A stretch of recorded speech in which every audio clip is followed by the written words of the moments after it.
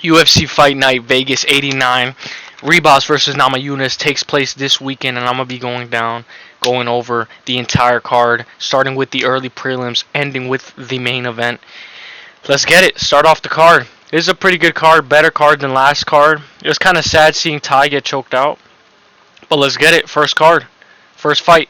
Mo Usman versus Mick Parkin. If you guys look at this fight and you hear a lot of breakdowns, it's a lot closer than what the odds are making it. It's a plus 125 for the underdog Usman and a minus 150 for Mick Parkin.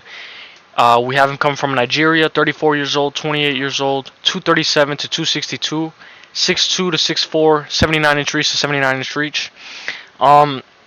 It all depends on whether Mick Parkin can take him down or whether Usman can initiate his game, get him to the floor, play the long game. He was able to take down his last opponent. I believe it was just Jake Collier, and he looked pretty good. And I'm going to be going over 1.5 because I don't know who is going to win. But I'm going to go Mick Parkin by decision, 29-28. I think Mo Usman wins the first round, but Mick Parkin wins the second and third. I know Mick Parkin's kind of old, but don't be surprised if Usman can get the job done. I'll be doing another video on Friday where I could do pick flips and we do the weigh-in recap, and we'll be discussing our final last-minute predictions on Friday. So for now, I'm going Mick Parkin, 29-28. But Usman is a great dog. Next fight, we have Igor Soriano versus Andre Lima, two people from the Dana White Contender Series. If you guys hear a little bit of ruckus, it's because I have family over. But we have Igor Soriano versus Andre Lima, two undefeated people from the Contender Series. Plus 150 slight underdog for Igor, and minus 185 as a slight favorite for Andre Lima. Minus 185. 20 years old to 25, which is the biggest gap in years. It's pretty important. Biggest discrepancy within them two. 5'7" to 5'7", 6'9" reach to 67. Majority picks is going Lima. I'm gonna go Lima, but I'm going Lima because I just think he's a little bit of a better, well-rounded fighter.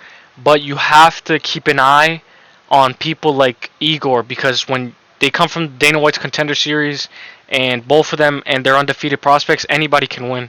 So I'm going Andre Lima, and I'm going by. I think this fight ends in this. I think this fight ends quick. They both have a lot of KOs. This is gonna be a banger fight.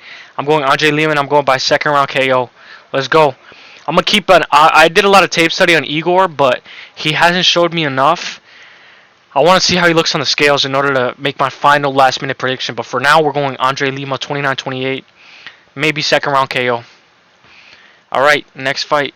Monstrat Rendon versus Darla Zelenyakova.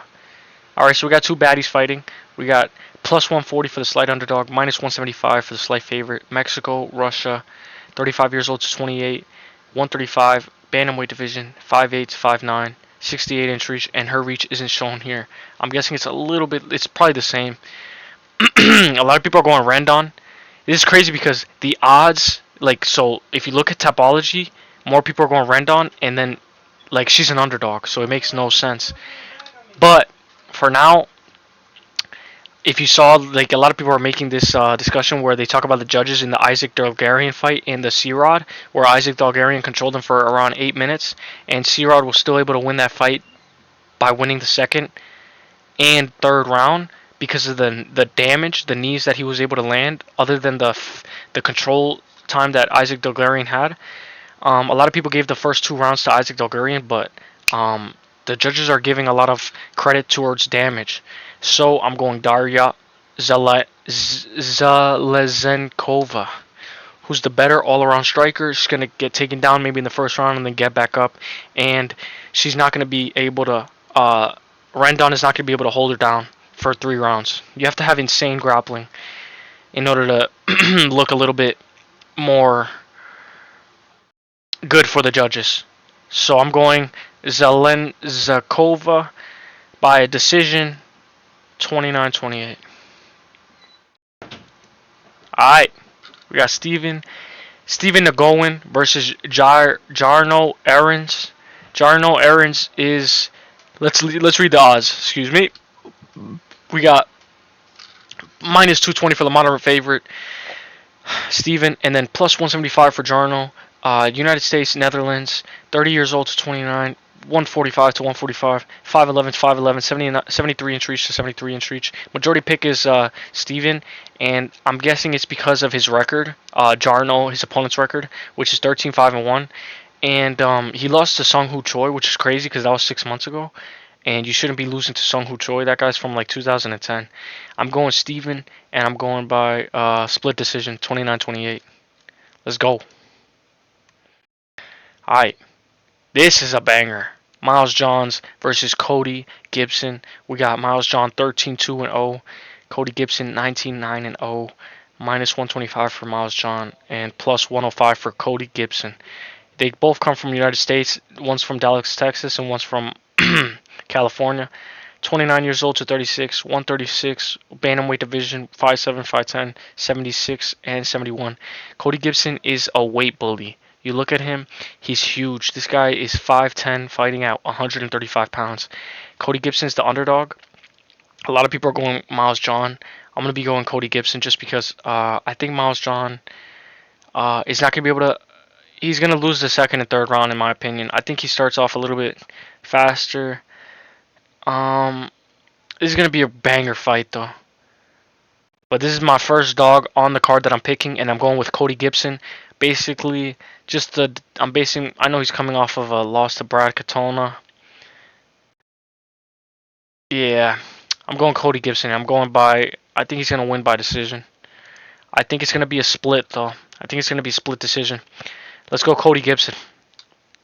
I watched a lot of tape footage on him, too. Cody Gibson he starts off, he can win the first round. He starts off pretty good. Next fight, Ricardo Ramos versus Juliana Arrosa. This is a pretty good fight. Ricardo Ramos was some guy who he's 3-2 in his last 5, 6-5-0 overall. Juliana Rosa 28-11-0. Minus 175 for Ricardo, plus 150 for Juliana Rosa. 28 years old, 34, featherweight division, 5'9 to 6'1, 72 inch reach to 74. Juliana Rosa has been knocked out by Alex Caceres and Fernando Padilla, who's fighting next in the card. So a lot of people, if Juliana Rosa can keep this fight at the distance and keep jabbing, walk around the circle, walk around the circle, walk around the circle, keep jabbing, kicks, he could probably win a close decision. But I think a lot of this has to do with just time. And Juliana Rosa is somebody who's not going to make his way up in the rankings. And I see a guy like Ricardo Ramos KOing him. Or maybe hurting him and then winning by decision. Because Juliana Rosa he's really good. He trains at Extreme Couture. But I'm going Ricardo Ramos, and I'm going by a decision. Let's see, majority of people are going by KO. I'm going by decision. Submission is not a bad prop too. But I'm going Ricardo Ramos decision. Probably 29-28, 30-27, and maybe a 29-28 again. All right, next fight. I see a lot of decisions going to this card. I know maybe the first go get finished, but I see like the middle section of this card going to decision. Most of the fights. Main card. No. Next fight. Trey Ogden versus Kurt Holoba. So if you guys look at this fight, it's 16-6-0 for Trey Ogden. Kurt Holoba is 27-0. Last 5 for Kurt is 3-2 in his last 5. Last 5 is no contest, 2 losses and 2 wins. Minus 150 for Trey Ogden. I like the odds on this card. This entire card I love the odds on because they're a pick'em, but it makes it even harder to predict what the outcome will be. 34 years old, 4 months. 37 years old, lightweight division, 5'11", 5'11", 72, 73-inch reach. A lot of people are on Kurt. Even though Kurt is the underdog by a little bit, I'm on Kurt as well because of his consistency. He had a no contest, which is a premature stoppage to Nicholas Mota, but he was gonna get finished. I'm going Kurt, but I love the over 1.5 for this fight. The over 1.5 is pretty good. If you guys want to look for like a little sweet spot, maybe you could look for the over under on 2.5. I believe it's minus like 110 for both of them. But I'm going over 1.5 just to be safe. And this is going to be like a parlay piece. Just because I don't know who wins, but I'm going Kurt Hollabout, the underdog. That's two underdogs that I've chosen already. So let's get it. I know Trey Ogden's good though. He can wrestle. Let's go. Main card event. Let's go. Luis Pajelo versus Fernando Padilla. If you guys look at this fight, I like Fernando Padilla. He's a pretty good fighter. This is gonna be a good fight. There's a lot of good prospect fights that basically it kind of reminds me of Armin Saryukin versus Matus Gamrot, where people are asking why are they fighting so early in their careers, but it works out good for the both of them because they both end up rising in stock if they both do good. So this is another one of those fights that kind of gives me that vibe. 5-0 for Luis Pajelo, and for Fernando Padilla, he is 3-2 in his last five. Minus 170 for Padilla, plus 145 for Luis. From Peru, Mexico, 29 years old, 27 years old. Featherweight division, 5'10" to 6'1", and then 70-inch reach to 76. A lot of people are going Padilla, but if you look at the tabology does not match the odds for this fight. I'm going Luis Pajelo. I'm picking another underdog, and I think he's going to beat Padilla, and I think he's going to KO him. Probably, or drop him. Drop him pretty bad, probably in the second or third round. I'm going Luis Pajelo, and I'm going by second or third round KO. Let's go. Um, a lot. That's why I love Tapology, because if you guys are unsure about a fight, look at Tapology. Tapology doesn't always predict the future, but it gets you a feeling of what the majority of people are picking. And if you have a lot of people on an underdog, it's for a good reason. So I'm going Luis Pajelo. I know Fernando Padilla is that guy. Somebody's gonna get knocked out for this fight. Look for the under 2.5. It's perfect. It's perfect. It's like at a minus 110. Next fight. If you know, I thought Billy Cortellino and Julian Arosa were the same guy for some reason. Uh, so we have next fight: Billy Cortellino versus Yusuf Zalal. If you guys look at this fight, it's minus 165 for Billy, plus 135 for Yusuf. Billy Cortillo is 3-2 in his last five, and his opponent is 3. What is this? Oh, a decision. Oh, this is like a draw. This is a draw. Okay, I rarely see that. So he's 3-1 draw and 1 loss in his last five. So a lot of people are going Cortillo because he can keep himself a little long on the outside and do a lot of with his hands low, jab, jab, hands low, jab, run away, jab. But I'm gonna go with another underdog. I'm going Yusuf Zalal, and the reason why I'm going Yusuf Zalal is because he trains at Factory X Muay Thai. I believe that he's gonna be the better striker, and Billy Cortillo is gonna want to shoot. He's gonna want to shoot on him. I mean, and Yusuf Zalal is gonna turn Billy Cortillo into a wrestler. He's gonna make him shoot because of his striking, and I think Yusuf Zalal has been more active, even though it's just by 1 month. But he can get some submissions too. So I'm going Yusuf Zalal, and I'm going by a finish. It's crazy because it's number 304 versus number 19. This is a big step up in competition. But I'm going Yusuf Zalal. Let's go, bro. That's actually gonna be a great fight. Holy shoot, bro. That fight's gonna be insane. Then we have Peyton Talbott versus Cameron Saaiman. This is going to be an amazing fight too. South African. The guy trains with Drix Duplessis, Cameron Saaiman, and Peyton Talbott, who's from the Dana White Contender Series, who is 5-0 in his last five, and his opponent lost to C-Rod.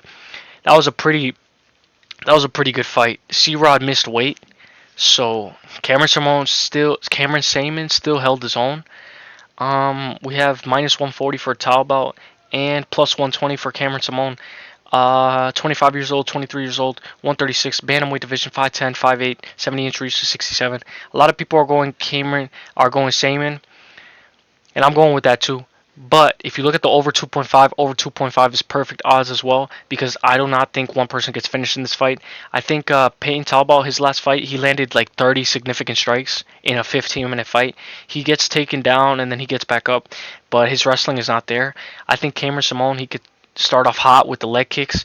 Leg kicks early, mixing the takedown, and I think that his last loss, like to somebody like C-Rod, he's gonna make improvements from that. And I'm going Cameron Saaiman. I'm going by a split decision. I think he wins the first 2 rounds and he loses the last one.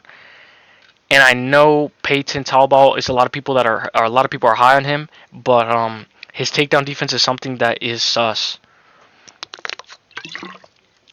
So give me Cameron Saaiman by split decision. 29-20, 28-28, like the Isaac Bulgarian versus C-Rod fight. This is going to be like another one of those, in my opinion. Or it could be fast and Peyton just makes the job, he makes it easy. I'm going Cameron Saaiman by split decision. Be careful with that fight, guys. Next fight, Edmund Shabazian versus AJ Dobson. We look at this fight. Edmund Shabazian is one of those guys who I saw him fight Derek Brunson, and I was really high on him. I thought he was going to beat Derek Brunson because we all thought that he was one of those prospects that was going to be basically what Michelle Pereira is now. He lost to Derek Brunson pretty bad. He is 1-4 in his last 5, but he's taken a lot of time off, so you can't you can't just judge it off of that. AJ Dobson, he's a plus 150 favorite. I mean, plus 150 slight underdog, minus 185 for his opponent, Edmund Shabazian. 12-4-0 for Edmund, 7-2-0 for AJ Dobson. AJ Dobson beat Injekachu, and he beat who did he beat? Oh, he lost to Armin Petrosyan, and he lost to Jacob Malkoun, but he beat Khalil Hill by KO. 26 years old, 32 years old. Edmund Shabazian is really young. 185 to 185 middleweight division, 6'2 to 6'1, 75-inch reach to 76. A lot of people are really high on Edmund Shabazian, but I don't know. I don't really like him as a minus 200, but the reason why they're heavy on him is because of his opponent, AJ Dobson, who is inconsistent, who beat Kennedy Nzechukwu by a decision, and he doesn't have like that power that will change the factor of a fight. I think Edmund Shabazian can finish this fight early. I'm going probably like second round ground and pound. Don't be surprised if he sneaks in a little submission in there. I think Edmund Shabazian is gonna win. Second round KO, ground and pound.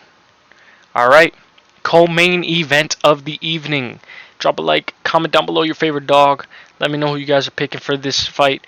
Co-main event, Carl Williams versus Justin Tafa. Justin Tafa is stepping in for his brother on short notice. Junior Tafa, who actually took his place in 298 against Rogerio de Lima, and they're basically like the same fight style. So I just think that Justin Tafa matches up a little bit better against Carl Williams. Carl Williams is 9-1-0 last 5. In his last 5, he is 5-0. Justin Tafa has a no contest against Austin Lane. Then he KO'd him 6 months later, and then he is 3 1 loss and 1 no contest in his last 5. We have 34 years old for Carl Williams, 30 years old for Justin Tafa. 239 to 265, which is going to make a massive difference. 6'3 to 6'0, 79 to 74. I think Carl Williams is going to wrestle him. I think he's just going to wrestle fuck him. I think he's just going to lay on top of him. Justin Tafa's not, he sucks on the ground. He's like a fish out of water. Once he gets taken to the ground, he's not going to be able to get up because Carl Williams is going to be laying on him. But you could look for a Tafa KO, but I think this fight goes to decision, and I think it's a sloppy fight. I think Carl Williams could get the job done, and I'm going by a decision, 30-27. I know Justin Tafa is a great underdog, and he's actually getting like a smaller underdog and increasing to a favorite. A lot of people are high on Tafa. A lot of people are high on Tafa by KO, but he has to win by KO. I'll let you guys know my final predictions on Friday, but I'm going Carl Williams, and I think he's just going to lay on top of him, and I think he's just going to lay on top of him and win by decision. I don't see Justin Tafa being able to get up. Alright, let's go. Main event. Amanda Ribas versus Rose Namajunas. Thug Rose. These are two really good looking women who are Amanda Ribas won by spinning wheel kick KO against Luana Perherio. She needed that spinning wheel kick KO because we don't know how it would have went if she went to the decision. She might have lost, but she is 3-2 in her last 5. Rose Namajunas lost her last 2 against Farrat and against Carla Esparza, which was a staring contest. She won against Wei Li Zhang KO, and then she won against Jessica Andrade, a split decision. Plus 150 for Ribas, minus 185 for Namajunas. Brazil versus United States. 30 years old to 31, 115 to 125. They both fought at strawweight for a little bit, but now they're at 125. 5'3 to 5'5, 66 inch reach to 65. It's crazy that Rose is almost a 300 favorite, a minus 300 favorite. Like if you go on like Fliff or you go on like DraftKings or something, she's like a minus 270, and I think that is crazy. That makes no sense considering that she's coming off her 2 last losses. They're basically giving her stock up by how she performed against Mana Farrat, and I hate betting on Thug Rose because you never know with her. It's like flipping a dice and like hoping it rolls on 6. When you look at this fight, Rose has to control the fight. She needs to control the fight because if she doesn't control the fight, Ribas is going to be there for all 25 minutes and she's going to put up the pace. She's like a snowball. So it's going to snowball effect and get bigger and bigger and bigger as the rounds go on. So Rose Namajunas needs to control the fight early.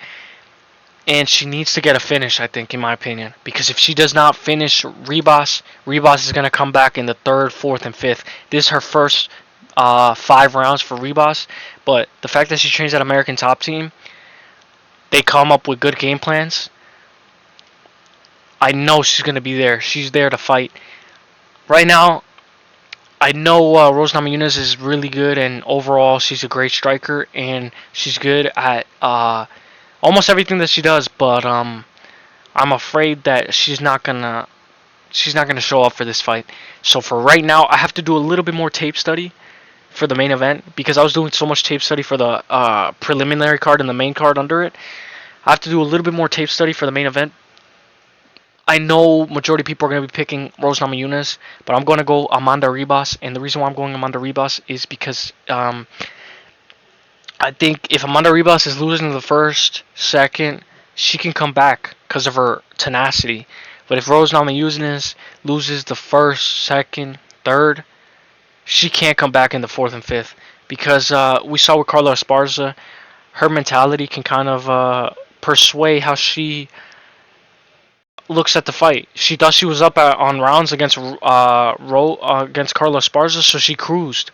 And Pat Barry being in her corner doesn't give me something that I like. I'm not gonna be betting on this fight, but I'm going Amanda Ribas early prediction. My final prediction will be Friday. But pay attention to the odds. Pay attention if the odds are increasing on Rose Namajunas. This could be like last weekend where Ty was like a minus 130 and then he went all the way down to minus 115 and Tybora was a minus 105 and Tybora ends up winning. I think Amanda Ribas can get the job done. I'm going Amanda Ribas and I'm going by decision. 5-round decision. But stay tuned. Stay tuned. Let me know if you guys disagree or agree with any of the picks. I like the over 2.5 for this main event because I think that it goes over and it touches the 3rd round. I think this fight definitely touches halfway through the 3rd round. The only thing that I'm wondering is if it goes over 4.5 rounds or not. I think it goes over 2.5 though. That's perfect. So drop a like on the video. Follow my Twitter @useless. Subscribe, hit the bell so you never miss a video, and let me know your favorite dog. And also, last but not least, stay tuned for more content. There will be a bunch of more content. It will be insane. I'm gonna just flood my YouTube channel with a bunch of content because we have Mana Farrat versus Aaron Blanchfield next weekend, which is going to be an amazing card. Vicente Luque versus Joaquin Buckley next weekend, and then we have 300 in between in 2 weeks, in like basically 3 weeks. So stay tuned, guys. Drop a like on the video, guys. I know I asked for a lot, but appreciate you guys for sticking by. See you on the next one. The best is blessed, baby.